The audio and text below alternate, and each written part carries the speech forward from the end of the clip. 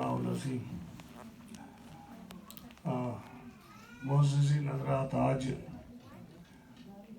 7 حامل میں مکمل ہو گئی ہیں۔ سورت شورا، زخرف، دخان، جاسیہ اور احقاف مکمل ہوئی ہیں۔ 25 پارے اور 1 کوارٹر اس کے اوپر ہو گیا ہے۔ تو اب چند دن رہ گئے ہیں، یہ گھڑیاں پھر نصیب نہیں ہوں گی، پھر قسمت یا نصیب۔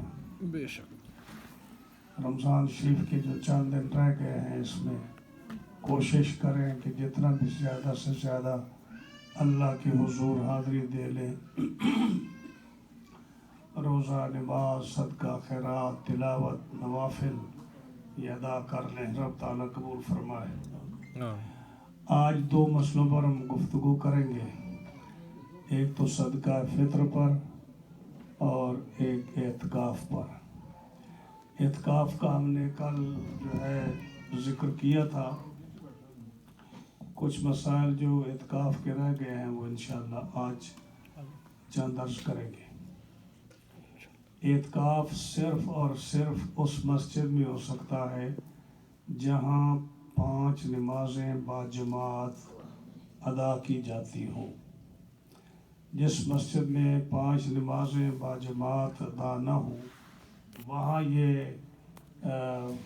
جو سنت اعتکاف ہے رمضان المبارک کا، یا طواف یا اعتکاف جو نظر کا ہے واجب، وہ نہیں ہوتا۔ اور اس کے ہم نے فضائل بیان کیے تھے۔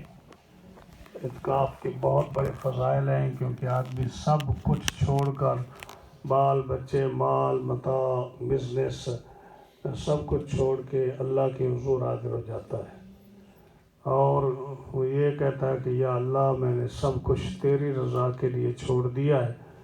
تو اللہ تعالیٰ جل شانہ اس کو پھر خوب نوازتا ہے، یہاں تک کہ جیسے اعتکاف والا آدمی مسجد سے باہر نہیں نکل سکتا، نہ وہ کسی دوست کی بیمار پرسی کر سکتا ہے، نہ وہ نماز جنازہ پڑھ سکتا ہے، نہ وہ قبرستان میں جا سکتا ہے، نہ وہ دیگر جو کام ہیں نیکی کے جو باہر آدمی انسان کمیونٹی کے کرتا ہے وغیرہ وغیرہ، جب وہ نہیں کر سکتا تو اس کو ایک افسوس لگتا ہے کہ فلاں کا جنازہ نہیں میں پڑھ سکا، قبرستان میں نہیں جا سکا، میں پہلے یہ سارے کام خود کرتا تھا، اب میں مسجد میں ہوں تو نہیں جا سکتا۔ لیکن یاد رکھیے کہ اللہ تعالیٰ جل شانہ ان کاموں کا جو وہ نہیں کر سکتا اور وہ کیا کرتا تھا، اس کا ثواب آٹومیٹکلی اس کے نامہ اعمال لکھا جاتا ہے۔ بیمار پرسی کے لیے نہیں جا سکتا، جاتا تھا، اب نہیں جا سکتا، اس کا ثواب لکھا جائے گا۔ ہاں جی، اسی طرح جنازے کے لیے جاتا تھا، اب نہیں جا سکا، اس کا ثواب لکھا جائے گا۔ قبرستان میں جاتا تھا، وہ لکھا جائے گا۔ دیگر جتنے بھی ایسے کام ہیں جو اس کے روزمرہ کے کام ہوتے تھے نیکی کے، اور وہ نہیں کر سکتا تو اس کا ثواب لکھا جائے گا۔ حضرت امام علی مقام امام حسین بن علی رضی اللہ تعالیٰ عنہ سے روایت ہے کہ جو آدمی یہ اعتکاف بیٹھے گا، اس کو جو ہے 2 حج اور 2 عمرے کا ثواب ملے گا۔ اسی طرح جو آدمی 1 دن کا اعتکاف بیٹھے گا، جو آدمی ایک دن کا اعتکاف بیٹھے گا، رب تعالیٰ اس کو جو یہ سنت اعتکاف بیٹھے گا نا 1 دن کا، اس کے لیے 3، جیسے میں نے رات کو عرض کیا تھا، 3 خندقیں اللہ تعالیٰ جہنم اور اس کے درمیان بنا دے گا۔ جو مشرق مغرب تک ایک خندق ہے، اتنا جہنم سے وہ دور رہے گا۔ اور اس اعتکاف میں جتنی انسان عبادت کرے گا، رب تعالیٰ اس کو اپنی بارگاہ میں ضرور قبول فرماتا ہے، کیونکہ انسان سب کچھ چھوڑ کے اس کی بارگاہ میں حاضر ہوا ہے۔ تو بلا ضرورت جو ہے مسجد سے باہر انسان نہیں جا سکتا۔ اگر وہ 1 قدم باہر رکھے گا بلا وجہ، یا بلا وجہ وہ باتھ روم جاتے ہوئے یا کسی اور کام کے لیے جس کے لیے نکلنا جائز تھا، وہ راستے میں رکتا ہے، تو اس کا اعتکاف ختم ہو جائے گا۔ اس کو بڑی احتیاط چاہیے اس معاملے میں کہ جب وہ اعتکاف بیٹھے تو وہ کوئی کسی قسم کی دنیاوی بات نہ کرے، فضول بات نہ کرے، ان چیزوں سے احتیاط کرے، ہر وقت اللہ رسول کی جو ہے ہم ثنا اور حمد و ثنا قرآن مجید کی تلاوت کرے، تسبیح و تحلیل کرتا رہے، اس کے لیے اس کا بڑا جو ثواب ہے۔ نبی کریم علیہ السلام نے پہلے عشرے میں بھی اعتکاف فرمایا، جیسے میں نے رات کو عرض کیا، دوسرے عشرے میں بھی کیا، لیکن اس کے بعد جب تیسرے میں کرنے لگے تو پھر فرما دیا کہ لیلۃ القدر جو ہے وہ تیسرے عشرے میں ہے، اس لیے جو آدمی میرے ساتھ شامل ہو سکتا ہے وہ تیسرے عشرے میں اعتکاف کرے۔ عورت جو ہے گھر کے کمرے میں اعتکاف کر سکتی ہے، جہاں وہ ایک کمرہ نماز کے لیے مخصوص کر لے، اسی میں اعتکاف کرے گی، اور اس کے لیے بھی وہی شرائط ہوں گی جو مسجد میں اعتکاف کرنے والی کے لیے شرائط ہیں۔ دوسرا مسئلہ ہے صدقہ فطر کا۔ صدقہ فطر جو ہے یہ اس آدمی پر واجب ہے جو صاحب نصاب ہے۔ صاحب نصاب مین کہ جس کے پاس منیمم نصاب جو ہے 52.5 تولے چاندی کا اس کے پاس ہے، ضرورت حاجات اصلیہ گھر کی ضروریات سے فارغ، اس پر صدقہ فطر واجب ہے، اپنا اور اپنے بچوں کا، یہاں تک کہ جو بچہ عید والے دن پیدا ہوا ہے، عید سے پہلے، اس کا بھی صدقہ فطر اس پر لازمی ہے۔ صدقہ فطر کیوں ہوتا ہے؟ جیسے آپ لوگ دنیا میں بیمار ہوتے ہیں تو آپ کو میڈیسن کی ضرورت ہوتی ہے، سر درد ہوا تو ٹالینول لے لو، بخار ہوا تو کوئی فلاں دوائی لے لو، کھانسی ہوئی تو فلاں سیرپ لے لو، تو اس سے آپ کی صحت ٹھیک ہو جاتی ہے۔ اسی طرح جو نبی کریم صلی اللہ علیہ وسلم نے جو فرمایا کہ روزہ بھی انسان کا جھوٹ، گالی گلوچ اور لغو فضول باتوں سے روزہ زخمی ہو جاتا ہے، تو اس کو روزے کو صحت مند کرنے کے لیے نبی کریم صلی اللہ علیہ وسلم نے صدقہ فطر فرض فرمایا مسلمانوں پر۔ حدیث پاک ہے، فرض رسول اللہ صلی اللہ علیہ وسلم زکوٰۃ الفطر۔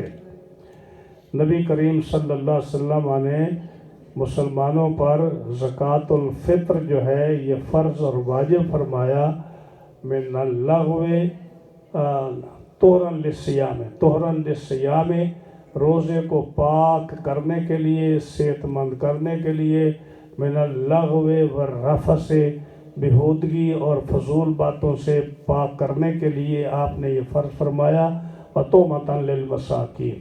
ایک ریزن تو یہ ہے کہ روزے کو صحت مند کرنے کے لیے نبی کریم علیہ السلام نے اس کو فرض فرمایا، اور دوسری بات یہ ہے کہ عید والے دن جو مساکین ہیں وہ بھی آپ کے ساتھ اسی طرح اچھے لباس پہن کر، کھا پی کر، خوشی کے ساتھ نماز میں آپ کے ساتھ شامل ہوں، یہ دوسرا ریزن ہے۔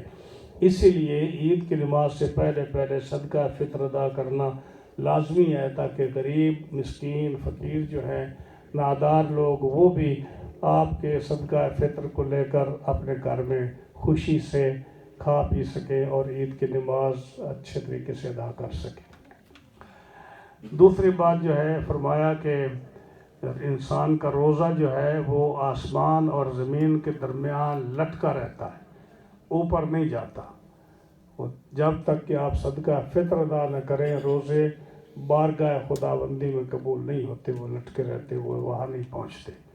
اس لیے صدقہ فطر جو ہے یہ ضروری ہے اور یہ واجب ہے، یہ زکوٰۃ کی طرح لازمی ہے، ہر انسان کو یہ ادا کرنا چاہیے عید کی نماز سے پہلے۔ اب جو شریعت میں 4 چیزیں ہیں جو آپ دے سکتے ہیں، ایک اناج ہے، گندم جس کو کہتے ہو، گندم دے سکتے ہو، جو دے سکتے ہو، کھجوریں دے سکتے ہو، اور جو منقع جس کو ریزن بولتے ہو، ریزن کشمش ایک ہی بات ہے، ہاں، منقع کہتے ہیں، کشمش بول رہے ہیں یا ریزن بول رہے ہیں، یہ آپ دے سکتے ہیں۔ یہ 4 چیزیں آپ دے سکتے ہیں۔ کچھ چیزیں وہ ہیں جو رسول اللہ صلی اللہ علیہ وسلم نے اپنی حیات طیبہ میں فرض فرمائی ہیں، لازم فرمائی ہیں، ان کے علاوہ آپ نہیں دے سکتے، وہی نصاب بن جاتا ہے۔ شریعت میں بہت ساری ایسی چیزیں ہیں۔ تو اگر گندم دینا ہو تو اس کے لیے 2.25 سیر ہے، 2.25 سیر، 2.25 کلو، آج کل تو کلو ہے، پہلے سیر ہوا کرتے تھے۔ اصل میں ایک سا ہے جو ہوتا ہے 4.5 سیر کا، تو کلو سے تھوڑا وہ کم ہوتا ہے، کلو کا وزن تھوڑا زیادہ ہوتا ہے، سیر کا کم ہوتا ہے، لیکن اپراکسیمیٹلی جو ہے گندم یا گندم کا آٹا یا ستو، جو جو کے ستو ہوتے ہیں، یہ آپ 2.25 سیر دے سکتے ہو پر ہیڈ۔ اور اس کے علاوہ جو کھجور ہے، جو ہے، یا جو کشمش ہے، یہ آپ پورا سا دیں گے، 4.5 کلو، 4.5 سیر دیں گے۔ اب یہ دیکھیں کہ بعض علاقوں میں گندم جو ہے وہ سستی ہوتی ہے، کھجوروں سے بھی، کشمش سے بھی، اور جو بھی تقریباً گندم کے برابر سمجھے جاتے ہیں، یا ہو سکتا ہے کہیں تھوڑی بہت کمی ہو، لیکن جو مہنگے آئٹم ہیں وہ کشمش ہے اور کھجور ہے۔ اگر اچھی کھجور ہو، دوسری کھجور بھی آپ دے سکتے ہیں جو سستی ہو، لیکن اس کا یہ فرق جو ہے علماء نے اس طرح لکھا ہے کہ ایک آدمی جو ہے وہ بال بچے دار ہے، غریب ہے، اس کی انکم کم ہے، اس کے اخراجات زیادہ ہیں، اور وہ زیادہ افورڈ نہیں کر سکتا ہے، اس پر صدقہ فطر واجب، تو وہ چیز دے سکتا ہے جو تھوڑی کم قیمت والی ہے۔ اس لیے ہم نے جو صدقہ فطر رکھا ہے تقریباً $10 ہم نے رکھا ہے۔ آج کل کے مہنگائی کے دور میں اگر آپ 2.25 سیر آٹا یا گندم لیں گے تو میرا خیال ہے $10 کے قریب اپراکسیمیٹلی اس کی حساب بن جاتا ہے۔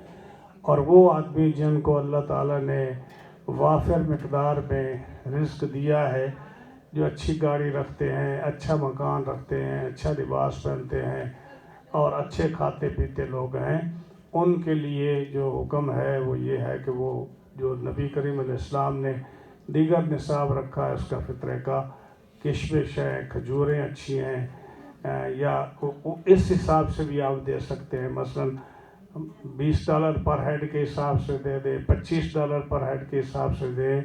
اور زکوٰۃ اور فطر یا صدقات میں ہمیشہ فقیر کا لحاظ ہوتا ہے، یہ یاد رکھیے، یعنی جس میں فقیر کو فائدہ ہو اس کا لحاظ ہوتا ہے۔ یہ نہیں کہ دیکھیں جی جب گندم حضور نے فرمایا ہے تو گندم ہم دے دیں گے تو کیا فرق پڑتا ہے، کہ ایک نصاب ہے جو ہم دے رہے ہیں تو بالکل ٹھیک ہے، آپ دے سکتے ہو، آپ کو یہ کوئی نہیں کہے گا کہ آپ کا یہ جائز نہیں ہوا، لیکن یہ آپ کا فائدہ ہے۔